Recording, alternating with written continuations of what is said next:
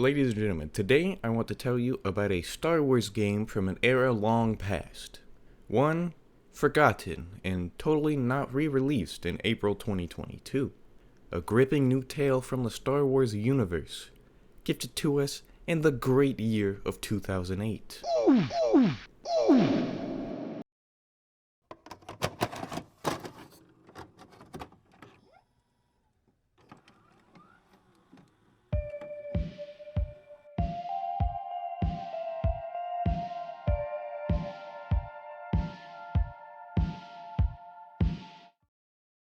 Chances are you've probably heard of Star Wars The Force Unleashed, as it is one of the best-selling games in the Star Wars name. Ranking 5th of all time, selling 9.4 million copies as of 2020. That number is just the original version of the game, not including the Ultimate Sith Edition or the Switch release, as that did not come out until 2022. Spoiler alert, Star Wars Force Unleashed hit shelves in American stores on September 16, 2008, reaching an astonishing 1 million copies sold within the first week of the release, and 7 million by the time the sequel, The Force Unleashed 2, would release in 2009. Setting a new bar for games released under the Star Wars name. Originally planned for release on the Xbox 360 and PlayStation 3 in late 2007, complications with development would cause it to be delayed until summer 2008, and eventually to fourth quarter 2008, which is when we would receive the game.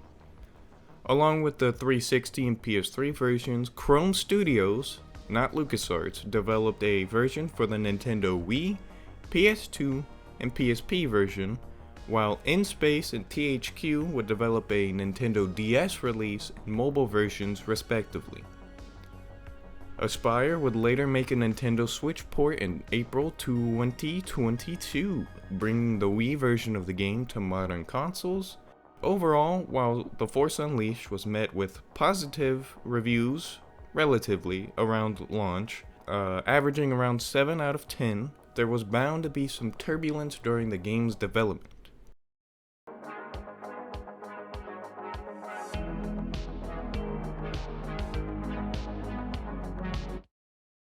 Game planning began in 2004 with a relatively small team. No, make that a really small team of 6 people who began contriving different concepts for Star Wars games that they thought would be cool to make. Later down the pipeline, they now had an idea in their minds of what they wanted, so they developed some concept art. Most of these sketches were done by either Greg Knight, Amy Beth Christensen, and Stephen Chang. I mean, just take a look at these, they're pretty fucking badass, I'm not gonna lie. Interestingly enough, Star Wars The Force Unleashed would be the last official Star Wars projects that George Lucas himself would give the green light to. According to Brett Rector in an edition of the Star Wars Insider magazine, George was very impressed by what he saw, creating one of the first defining moments for the project when he stated it looked great. Go make that game. Now, I'm no game designer, but I could only imagine how difficult it would be to make a game using just one physics engine, let alone 3 different engines, which is what the ambitious team at LucasArts decided to do. Using their newly developed game engine Ronin, no, not that Ronin, a different one, in combination with Natural Motion's Project Euphoria in Pixelux's engine DMM. So some of the new technologies we've integrated into The Force Unleashed include Euphoria, which again is a technology we worked on with a company called Natural Motion. And Euphoria is true biomechanical AI. It gives all of our characters a central nervous system and a set of automatic reflex reactions. So if I pick up a crate and I throw it at a stormtrooper, he might try and dive out of the way or duck. If I use force grip to grab him, he might try and grab onto something to hold on so he can't be kind of flung to his death. So that really enhances the experience and the replayability. We also have a technology called digital molecular matter, or DMM, integrated into the game, and that simulates the way the materials behave in the real world based on real world properties. Next up, we have the casting process, which overall I don't think was too bad. Matt Sloan reprises the role of Darth Vader yet again, which is kind of like the only thing he's known for at this point. Like if you check his like list of roles, it's all just Darth Vader in either games or parodies of Star Wars, which I think is really funny. And Sam Witwer is the voice of our protagonist, Starkiller, and Emperor Palpatine. Also, if you don't know who Sam Witwer is, just think of this guy. And just a quick little mention here, I figured I should throw this in. Mark Grisky was the composer of most of the game's music, not John Williams, even though they do use a little bit of John Williams' work.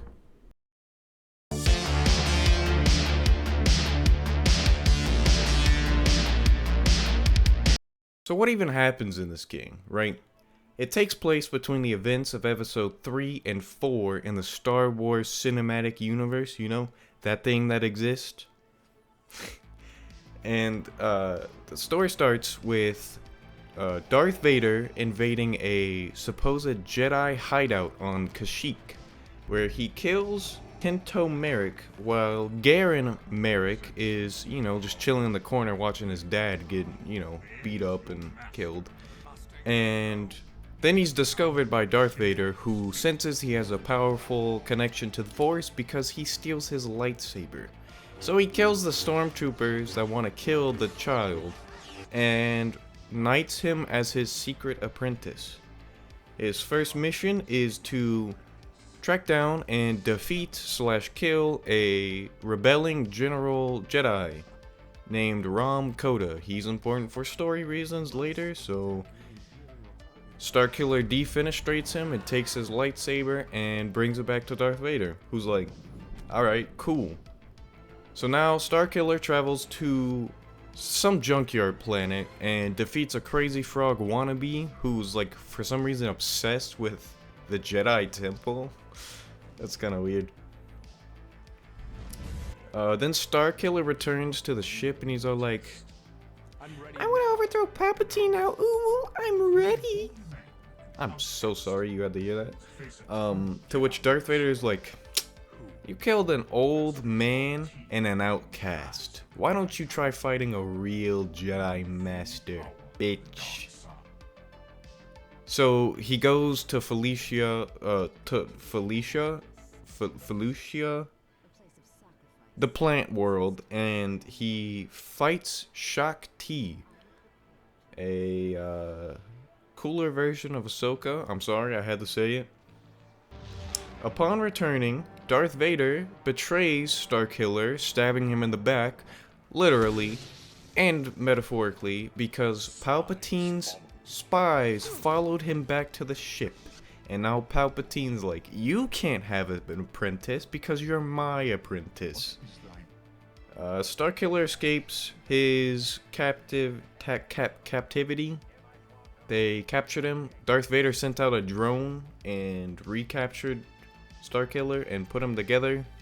I don't know why he did that.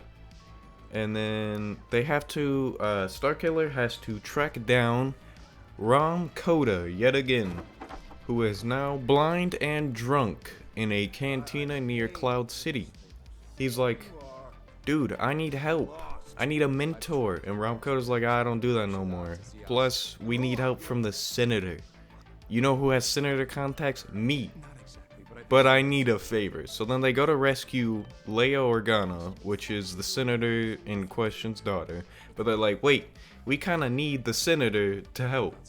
So they go rescue the senator from Maris Brood, who is the former apprentice of Shaak Ti. We kind of ended that relationship. And then after he finds his daughter and we rescue the senator, he's like, alright, we'll form the Rebel Alliance. So next up, the senator is all like, okay, well if I'm gonna help you, we need to make a big distraction. So then Starkiller travels back to the junkyard planet, where he then proceeds to take down an entire Star Destroyer. Destroy her? I hardly know her. A entire Star Destroyer by himself, which is like the most infamous scene in the entire game.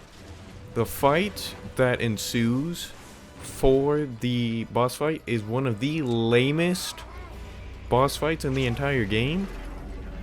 But the cutscene is really cool because you get to see him pull down the Star Destroyer. But like the whole time you're fighting, there's like TIE fighters that keep swooping in, and you just have to spend like 5 minutes trying to throw objects or pull down the TIE fighters yourself, and it's so lame for a moment that was supposed to be so badass.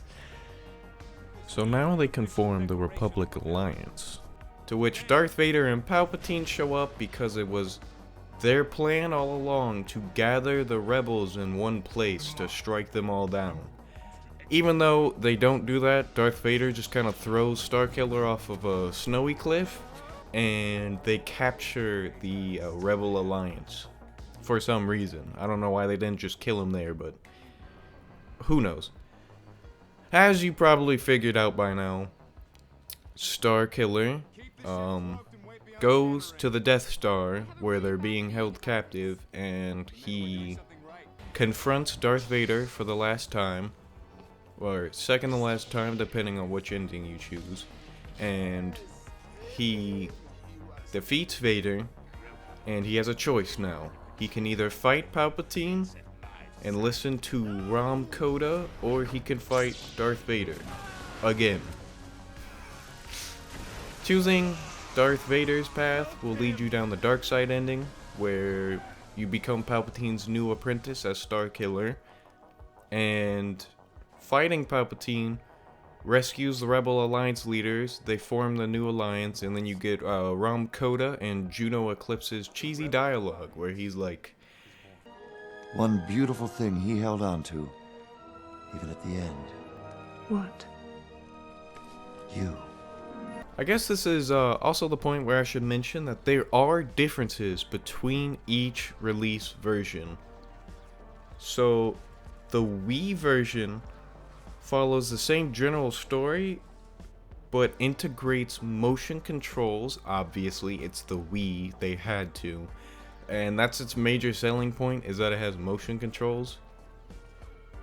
But more interesting to me is that the PSP version of the game has historical missions, which shout out to Ash21 on YouTube, who posted like gameplay from these historical missions, because I didn't know these were a thing, but they're actually kind of cool. You reenact like famous duels from Star Wars, and you could play as multiple different people. Like in the footage, I'm pretty sure like Obi-Wan Kenobi is fighting Luke Skywalker on the Death Star.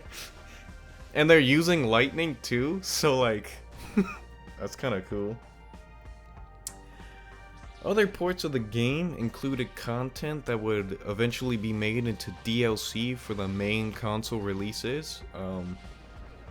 One of them being the Jedi Temple Trials, and that's kind of touched on, but they don't do the full Jedi Temple Trials for some reason. Speaking of DLC, there is DLC, and one of them follows Starkiller going to the Jedi Temple and finding some holocron and fighting the dark version of himself. The second one, the last two, should I say, follow the dark side ending where he becomes Starkiller, and he then travels to Tatooine to meet up with Jabba the Hutt's informant, who claims to know some information that he needs. And that ends up with you fighting Boba Fett and killing him. Not in a Snarlike pit, sorry. And the coolest DLC in my opinion, and this is one of the most notable, is when you invade the secret Hoth rebel base. And, you know, you blow through the hallways to the main corridor where Leia and R2-D2 and other people are trying to escape on the Millennium Falcon, and Luke Skywalker says, okay, you guys go, I'll fight this guy. But you're just so overpowered that Luke Skywalker taps into the dark side. He gives in to the dark side of the Force just to hold you off from destroying and killing all of his friends. And then Starkiller just pulls a Darth Vader and is like, "You're my apprentice now because you're on the dark side." And that's that. That's what happens. It's pretty fucking badass, I'm not gonna lie.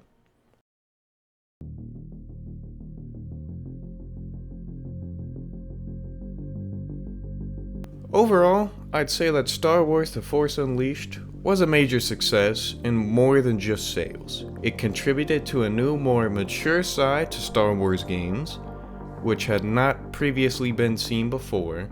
It was a technological marvel for the time, and they even got to capitalize on the LEGO market, ladies and gentlemen. That's what I'm talking about.